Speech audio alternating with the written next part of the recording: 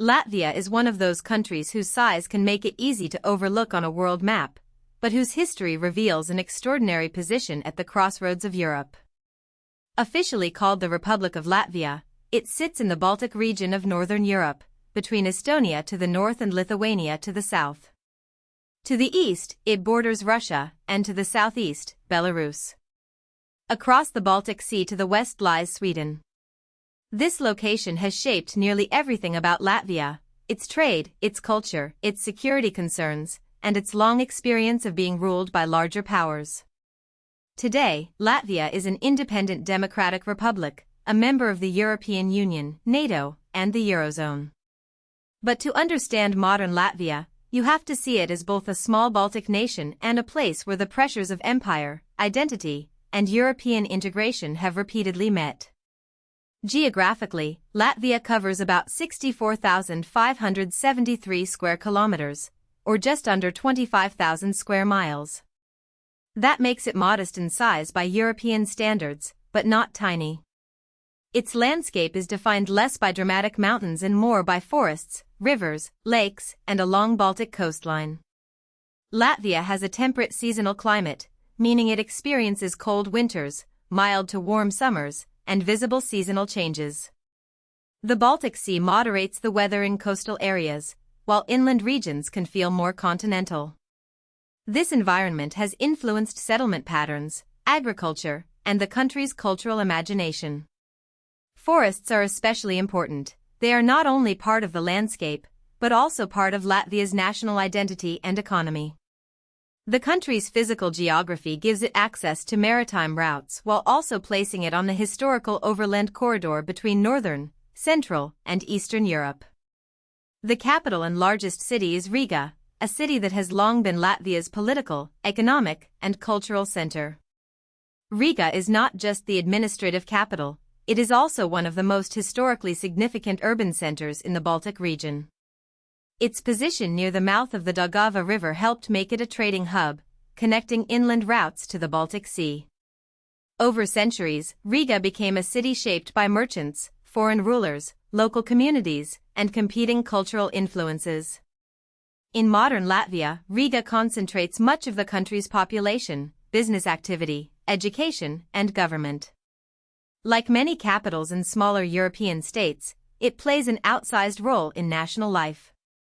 Understanding Latvia often begins with Riga, because the city reflects the country's broader story: Baltic roots, Germanic and Russian imperial legacies, Soviet-era transformations, and post-1991 European renewal.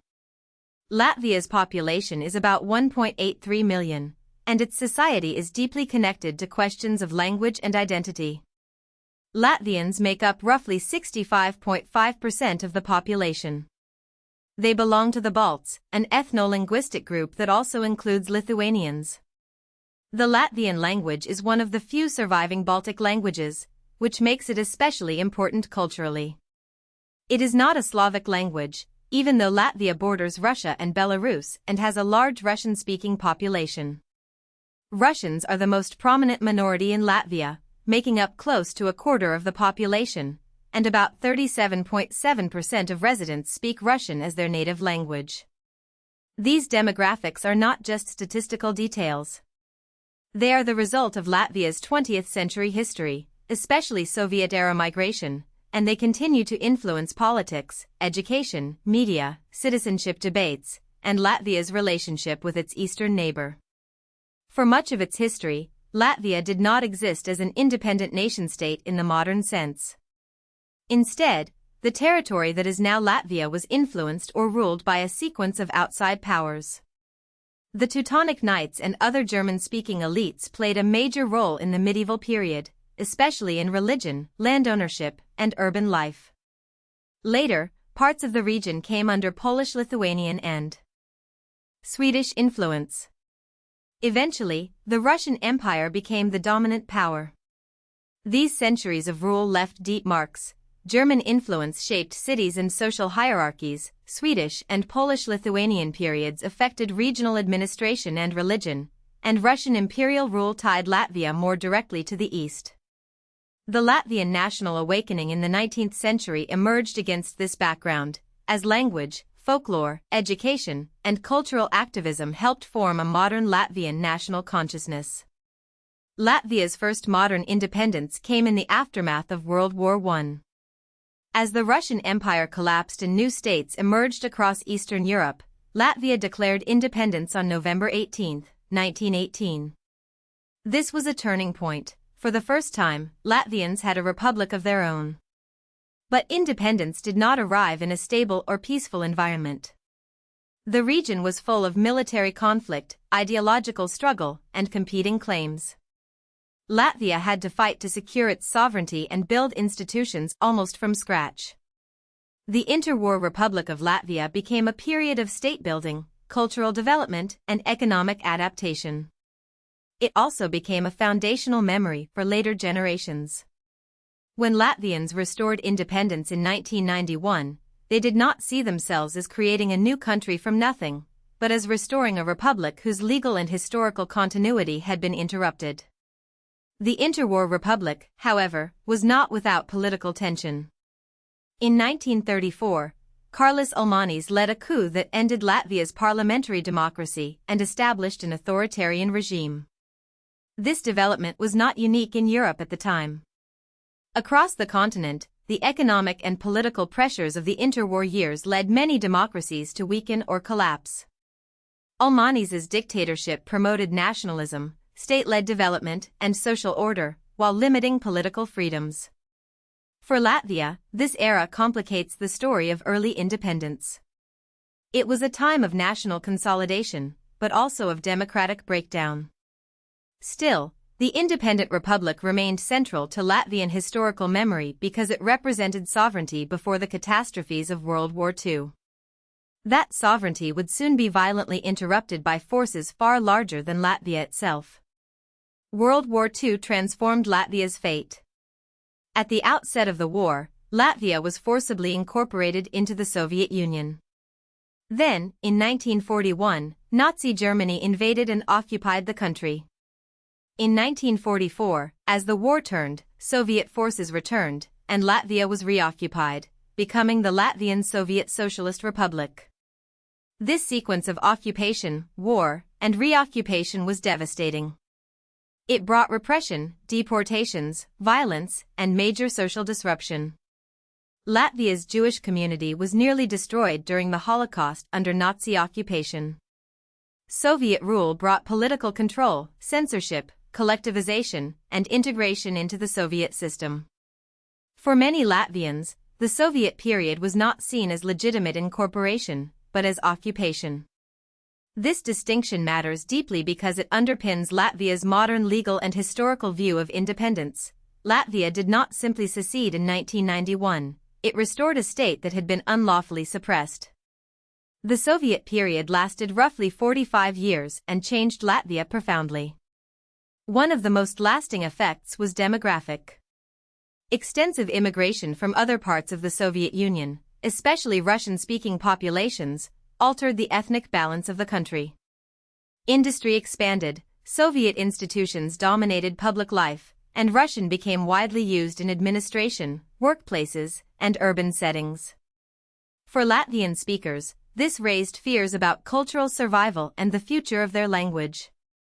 At the same time, generations of people built lives in Soviet Latvia, creating a society with overlapping identities and complicated memories. This is why language and citizenship questions after independence were so sensitive.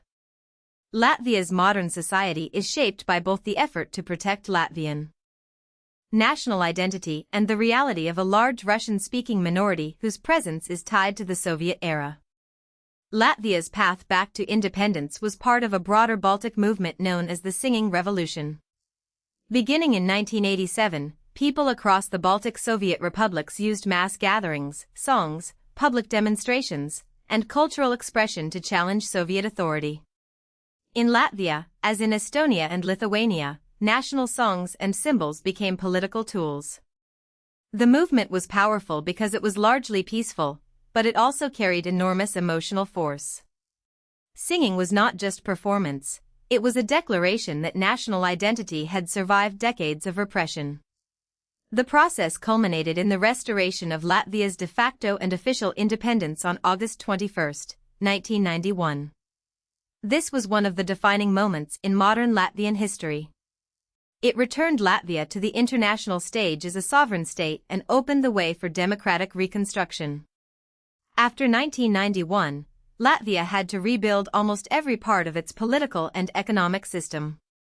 It became a democratic unitary parliamentary republic, meaning power is organized through national parliamentary institutions rather than a federal structure. The country shifted from a Soviet-planned economy toward a market economy, a transition that brought both opportunity and hardship. Privatization, new trade patterns, institutional reform, and integration with Europe reshaped daily life. Over time, Latvia became classified as a developed country with a high-income advanced economy. It ranks 39th in the Human Development Index, reflecting achievements in income, education, and life expectancy. But the transition also included emigration, inequality, and demographic decline, challenges shared by several post-Soviet and Eastern European countries. Latvia's success is therefore not a simple story of instant prosperity, but of difficult transformation after occupation. Today, Latvia is firmly embedded in the major institutions of the Euro-Atlantic world. It is a member of the European Union, the Eurozone, and NATO, as well as the United Nations, the Council of Europe, the OECD, the World Trade Organization, the International Monetary Fund, and several Baltic and Nordic-Baltic cooperation frameworks. These memberships are more than diplomatic labels. For Latvia, they provide economic access, political stability, security guarantees, and a way to anchor the country firmly in Europe after centuries of domination by larger powers. NATO membership is especially important because of Latvia's border with Russia and its historical experience of occupation. EU membership connects Latvia to broader markets, legal standards, infrastructure funding, and freedom of movement. In modern Latvia, sovereignty is strengthened not by isolation, but by integration. Latvia's story is ultimately the story of a small country with a large historical burden and a clear modern direction. It is Baltic, European, post-Soviet, and deeply shaped by language and memory. Its landscape of forests and coastline may appear quiet, but its history has been marked by empires, wars, occupation, and peaceful resistance. Latvia's independence in 1918, its loss of sovereignty during World War II, and its restoration in 1991 formed the central arc of its national identity.